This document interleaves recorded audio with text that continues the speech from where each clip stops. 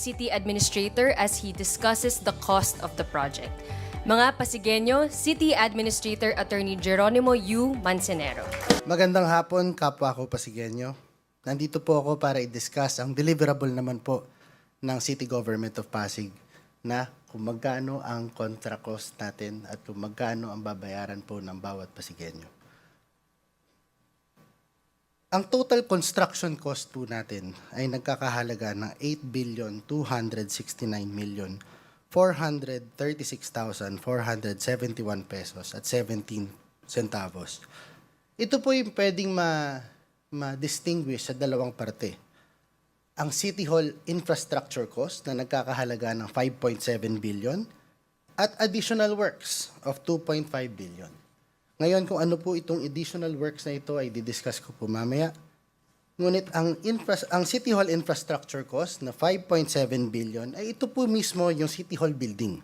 Ito po yung nagko-comprise ng presyo ng estrukturang ito. Ang City Hall building ay magkakahalaga ng 5.1 billion na nag-i-include ng preliminaries na 479 million. May architectural works na 1.3 billion. Ang structural works po natin ay 1.6 billion. Electrical system works of 738 million. Mechanical works of 878 million. Plumbing po natin ay plumbing and sanitary works would be 96 million. Katulad po ng nabanggit kanina, marami pong special features ang ating City Hall building na nagkakahalaga po ng 644 million. Kasama po dito yung mga base isolators na-explain po ni Engineer David na 156 million. May pile testing po tayo. Board piles po natin na magkakahalaga ng 158 million. Artificial Intelligence Control System na 224 million. Rainwater Harvesting Tank na 2.4 million. At ang general landscape po ng ating City Hall ay nasa 62 million po. Again, babalik po kami para lang po klaro, ang total po nito ay 5.7 billion para po sa infrastructure cost ng ating City Hall. Ngayon po, babanggitin ko ulit na meron tayong binabanggit na additional works na nagkakahalaga ng 2.5 billion pesos. Itong 2.5 billion pesos po na ito ay dahil po na iba po ang paraan ng procurement natin at ito po isang design and build. Kaya po naman meron tayong preliminaries and detailed engineering design na nagkakahalaga ng 284 million. Nabanggit din po kanina na may demolition cost po tayo na 239 million. Interior fit-out na 941 million. Ang IT system po natin na nakakahalaga ng 836 million. At ang drainage, road networks, and other site development works na nagkakahalaga ng 242 million. Babanggitin ko po ulit, ang City Hall infrastructure cost ay 5.7 billion plus the additional works of 2.5 billion in the amount of 8.2 billion pesos of construction cost. Plus VAT po na 992 million with a total contract price of 9,261,768,847 and 71 centavos. Maraming salamat po. Mga kasama, nagsimula po ang proyektong ito. This project was born because of need or necessity. Nagsimula tayo, naisipan natin na magpatayo ng bagong City Hall. Sa totoo, yung una, ang naisip ko, personally, retrofitting lamang. Kaso sa 100 arkitekto at inhinyerong nakausap ko, iba't ibang eksperto, wala talagang mag-recommend na retrofitting ang gawin natin. Kaya nakita natin na mukhang ito na yung tamang pagkakataon. Baka wala na rin tayong choice, kung hindi, magpatayo ng bagong City Hall. Pero sabi natin, kung gagawin na lang din natin ito, kung kailangan natin magpatayo ng bagong City Hall, kung kailangan natin i-demolish yung structurally unsound na building, nung na-present po kanina, ayusin na natin. Kung kailangan na lang din natin gumawa ng bagong City Hall, gandahan na natin. Siguraduhin natin na ito pong istruktura hindi mananatiling o hindi magiging isang project lang na naisip lang natin gumawa ng project, kundi po siguraduhin natin na maipamamana natin to sa mga susunod na henerasyon ng mga Pasigenyo. Siguraduhin natin na ito po ay future ready. Siguraduhin natin na itong building na ito, itong new City Hall na ito, kasi hindi lang po building yung pinag-uusapan natin, kundi yung 2 hektarya po ng lupa. Kasama yung road network, kasama yung mga ibang, yung plaza. We will make sure that what we will build will last for 100 years. This project, ladies and gentlemen, this project is bigger than any one of us.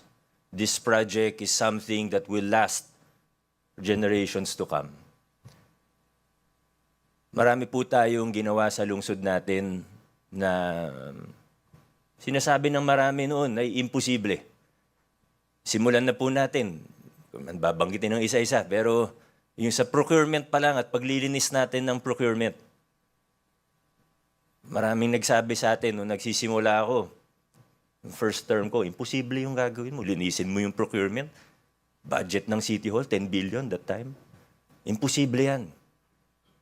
Hindi man perpekto ang nagagawa natin, ang layo na po ng narating natin bilang mga Pasigenyo. Napag-usapan po kanina yung project cost at isa yan sa pinaka-importanting pag-usapan dahil ito nga po ang pinakamalaking proyekto sa kasaysayan ng lungsod natin. Approved budget of the contract, nagsimula po tayo na sa 9.6 billion pesos. Napakalaki. Kaya napakalaga na una, transparent tayo, bukas. Wala tayong tinatago, lahat pinapakita natin. Hanggang sa huling sentimo, pinapakita natin, ipapakita natin kung saan napupunta. Pero 9 billion pesos, malaking halaga po yan. Pero isipin po natin ng maigi.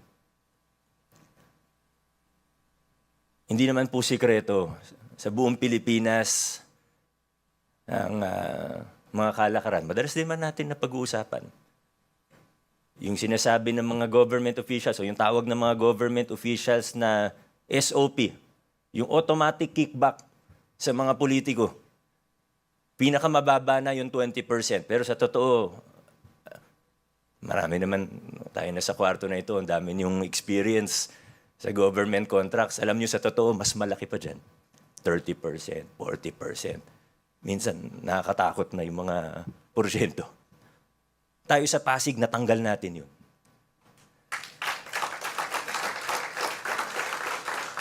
At dahil natanggal natin yun, naging bukas ang bidding natin, nahirapan tayo sa proseso, nakailang rigudon tayo. Yung mga department natin, pati engineering department, nung una hindi talaga sanay sa ganung klaseng sistema na bukas at malinis. Pero dahil sa nagawa po natin na yun, isipin na lang natin, i-compute na lang natin sa pinakamababa na 20%. Kung yun man, di naman natin alam kung magkano talaga o na talaga yung porsyento noon. Pero sabihin, pinakamababa niyan, 20%. Kung nasa 5-6 billion ang dumadaan sa procurement every year, ibig sabihin, ang natitipid ng pamahalaan ngayon na dati nabubulsa lang is more than 1 billion pesos per year. More than 1 billion pesos per year ang natitipid natin. Ang maximum term ng mayor, 3 years per term, ang maximum is 3 consecutive terms. Posible maging mayor ng 9 years ang isang mayor.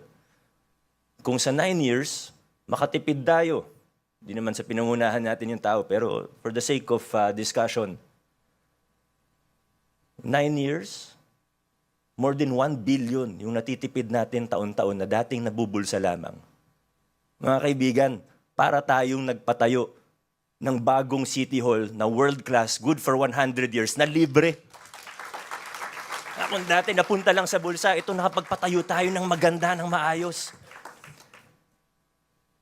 Nagsimula tayo dahil kailangan natin itong gawin.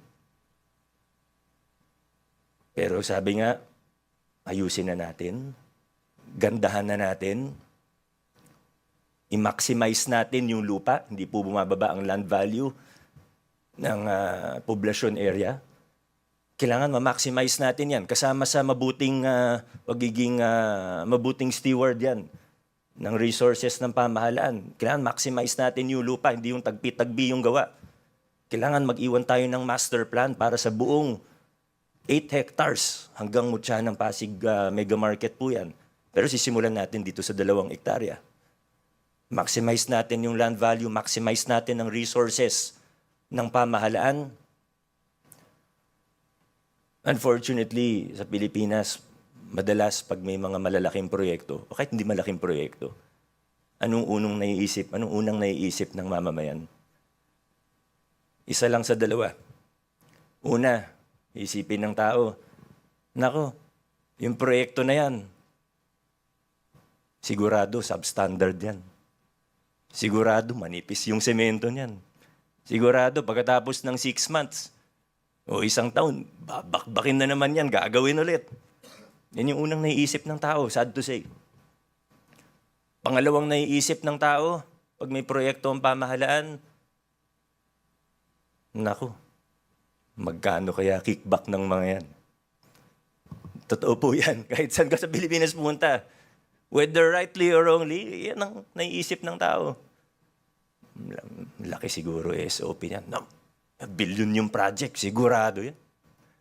Sad to say, yan ang unang naiisip ng mamamayan. Tayo po, sa lungsod ng Pasig, we have a once-in-a-lifetime opportunity.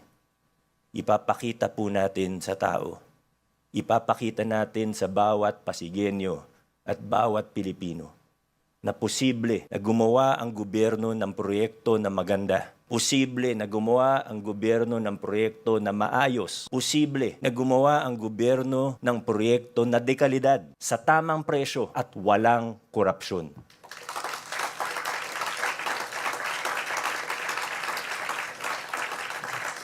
Mga kasama, yung timeline natin ay masasabi natin na ambitious.